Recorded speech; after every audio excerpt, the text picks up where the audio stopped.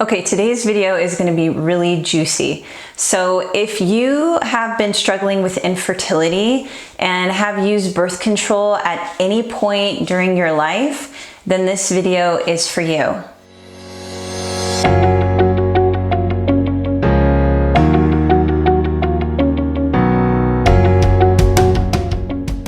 Hi everyone, I'm Marl Salerno, functional diagnostic nutrition practitioner of ReclaimOptimalHealth.com, where I help couples just like you resolve their infertility and get back to creating those families you so deeply desire.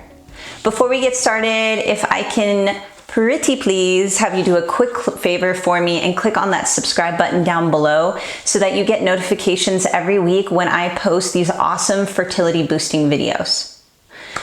Okay, so birth control.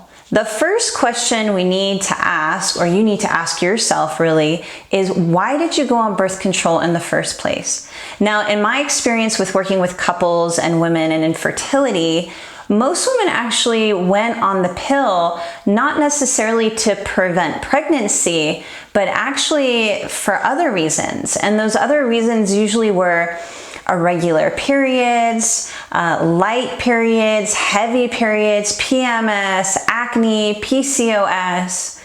And the problem is that when you get off the pill and you go to conceive, you finally figure out, unfortunately, that you've got some infertility.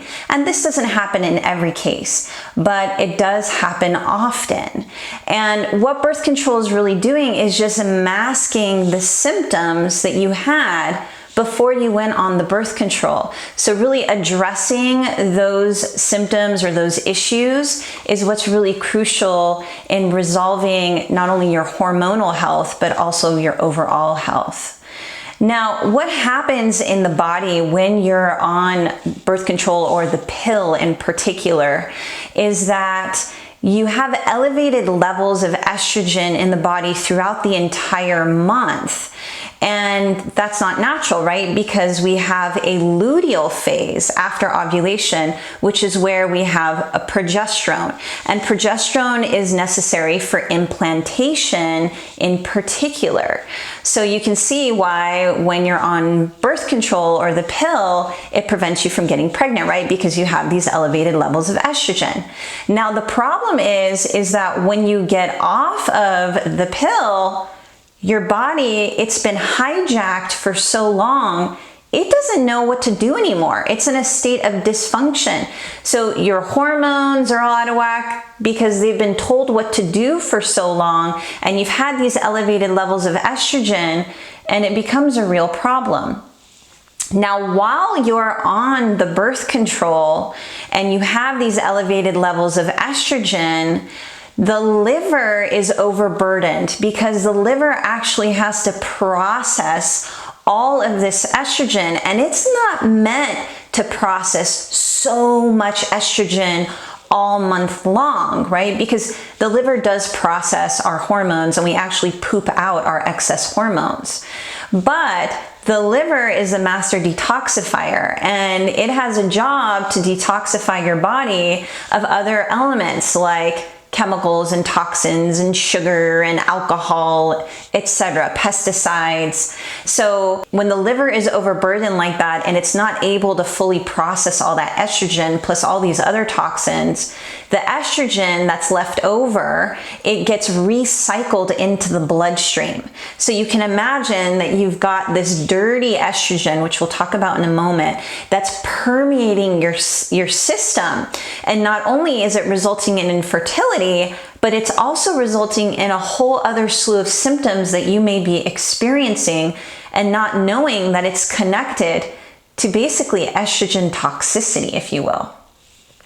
Now, when you have those high levels of estrogen in the body, it will predispose you, generally speaking, to estrogen dominance. And this is a problem that we have not in societies worldwide, really.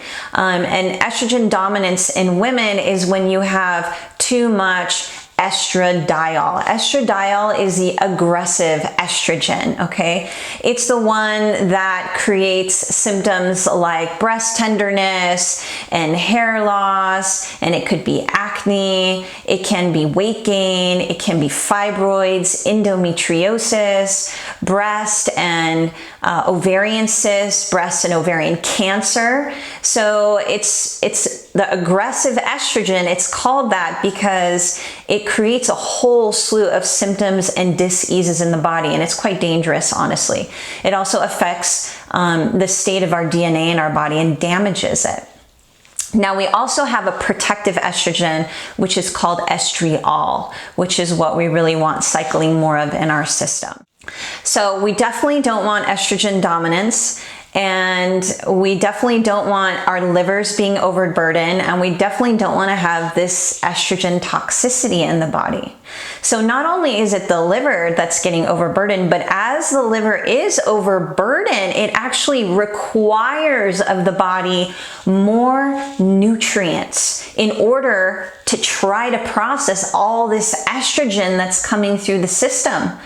And as a result, people and women become nutrient robbed. So malnourished is what happens. So you could be eating this beautiful, organic, nutrient dense diet just right for you, but you're not actually able to render it because your liver is working on overtime and it requires so much food.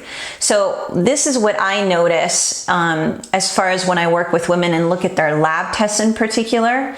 I'll see that if they've been on birth control and their liver's been overburdened and the birth control and the pill are robbing them of these nutrients, I'll see on their lab tests that they're deficient in vitamin C, in vitamin E, and all the B complex vitamins. So vitamins B1, B2, B5, B6, B9, and B12. And remember, B9 is folate, it's folic acid. And folic acid is essential in conception as well as through pregnancy to bring a healthy baby into the world. So not only is it the nutrients that are getting robbed, but it's your poor gut as well that's getting hampered by birth control and the pill.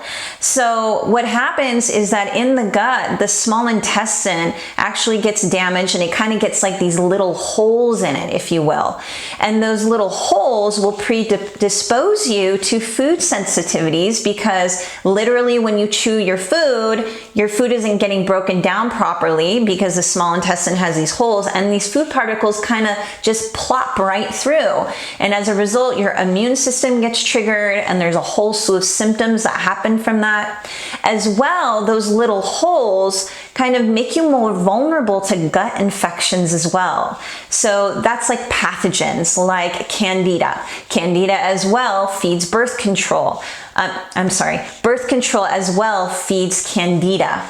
So also parasites and worms would be examples of these gut infections that you'd be more vulnerable to as a result of taking birth control and the damage on the small intestine lining.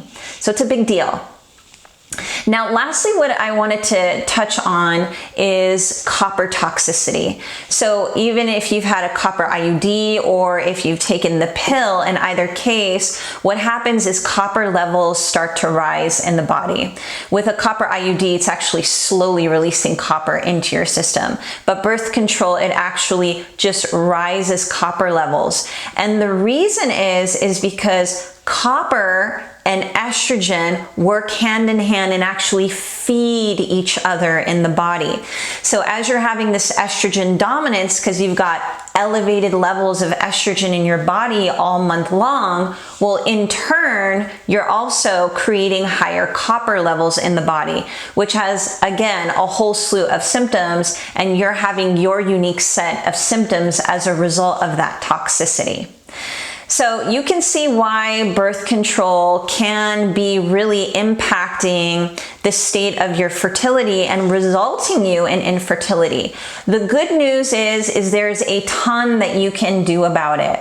And so really investigating what your stressors are and understanding your stressors is key to you being able to create healing opportunities for you to work on so that you can fall pregnant naturally. If you want help in that investigation, that's what I do. I help people just like you resolve their infertility by investigating thoroughly your stressors, utilizing functional lab tests that you can do in the comfort of your own home. And with those results, as well as my relationship with you, I'm able to come up with a really solid and unique fertility success program designed for both you and your partner so that you guys can fall pregnant naturally. It's totally doable. So I hope this was helpful for you all. Until next time, I'll see you then. Bye-bye.